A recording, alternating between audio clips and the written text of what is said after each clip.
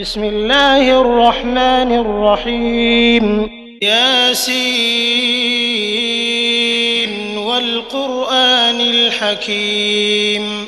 إنك لمن المرسلين على صراط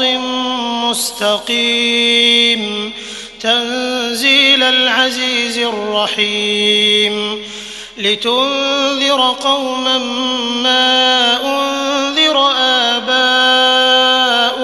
فهم غافلون